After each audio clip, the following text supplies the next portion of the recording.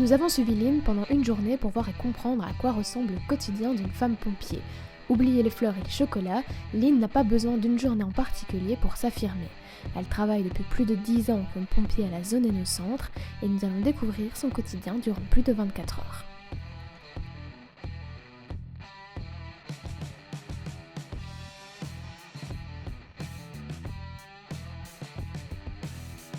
C'était absolument pas une vocation d'être pompier. Moi, je faisais des études secondaires en préparation à l'architecture. Je suis rentrée comme ambulancière à la caserne de Belleuil. Puis un jour, ils sont venus me taper sur l'épaule en disant tu sais, Lynn, si tu veux continuer à faire l'ambulance, tu es obligée de faire pompier. Et donc, j'ai commencé les cours de pompier à Sambreville. Pour moi, il n'y a absolument pas de différence entre hommes et femmes au niveau pompier, parce que pour moi, une équipe, c'est un groupe de personnes qui ont chacun leur spécificité. Moi, personnellement, ça ne me dérange absolument pas qu'une femme veuille et devienne pompier. Moi, je trouve ça bien, ça fait comme une petite bouffée d'oxygène dans une équipe, donc je trouve ça chouette. Je pense que nous, en tant que responsables, quand je parle responsable d'équipe, effectivement, que ce soit une fille ou une femme ou un homme, il n'y a pas de distinction, il n'y a pas de privilège à avoir. Que ce soit l'ambulance, que ce soit l'incendie, voilà. Et après, de par leur travail, il est équivalent à celui d'un homme, tout simplement. Il est vu, elles sont formées de la même façon que les hommes, et il n'y a pas de différence, il n'y a pas de distinction qui se fait. Est-ce que vous connaissez une femme pompier? Oui. Qui? Lynn Aubion. C'est ma maman. Être pompier, c'est uniquement avoir de la force, rien dans la tête. On imagine souvent des femmes très masculines qui n'ont pas trouvé leur voie dans des métiers plutôt féminins et qui du coup sont plutôt des vrais garçons manqués. Je pense que pour beaucoup de gens, quand on leur dit qu'il y a des femmes qui sont pompiers, ils s'imaginent une femme homme, genre une femme viking. Mon poste, c'est les aéries, donc je peux nettoyer des aéries qui ont été utilisées en intervention pendant la nuit. Il y en a qui doivent s'occuper des tuyaux, il y en a qui s'occupent de la masse d'habillement, il y en a qui s'occupent...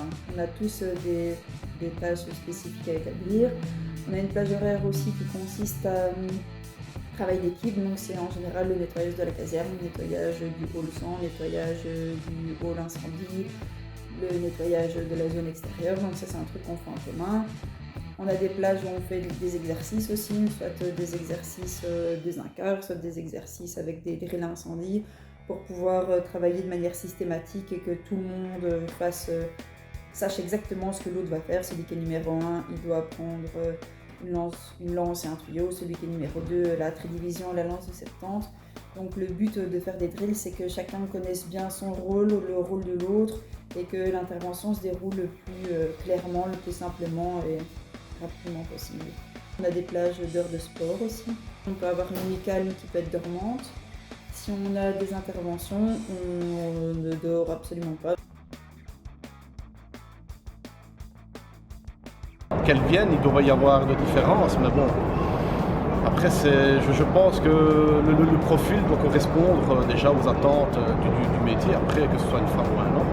C'est pour ça aussi que le côté volontariat permet à une personne de savoir si elle est faite ou pas pour venir à la jambe féminine, voir si elle est faite ou pas pour ce métier-là, tout ça. Et la même chose pour les hommes, parce qu'on n'est pas tous amenés à pouvoir dire si on est apte à le faire ou pas. Je pense qu'il n'y a pas de différence. Ça veut dire beaucoup de sacrifices, de vie de famille, de vie de couple. C'est prendre beaucoup de risques aussi. Et je pense que c'est pas un métier évident parce que c'est un métier qui au départ est quand même plus destiné, en tout cas dans les idées, aux hommes. Et donc je pense que c'est difficile en tant que femme de faire sa place dans ce milieu. Donc souvent quand quelqu'un dit tu fais quoi comme travail, je suis pompier, la première question qui vient c'est tu vois souvent des trucs dégueux. Ouais, c'est vrai, on voit souvent des situations dramatiques, mais c'est pas tout le temps. Il y a plein d'autres phases de notre métier où c'est pas du tout ça. On va faire des nids de guêpes, on va faire des petites interventions, il n'y a pas de danger humain, il n'y a pas de risque conséquent. Et du coup, notre part de métier qui est vraiment dangereuse ou qui est vraiment difficile à accepter moralement, elle est quand même moindre. C'est des trucs trash, mais c'est pas notre majorité de travail. C'est quand même un métier qui se féminise de plus en plus, les pompiers. Du coup, il y a un terme qui ressort maintenant, c'est pompière.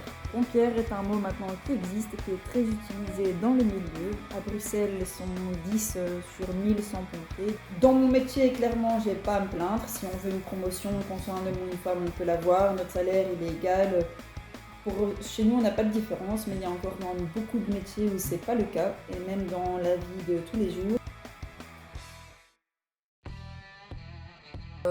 Tous les métiers peuvent être ouverts aux deux sexes et qu'il ne doit pas y avoir de différence sur base d'un sexe pour un métier, qu'il faut faire les choses quand même par passion et par envie, et que c'est dommage qu'à l'heure actuelle on ait encore l'impression en tant que femme d'être inférieure à un homme et d'avoir finalement moins de droits dans la vie de tous les jours et dans la vie professionnelle.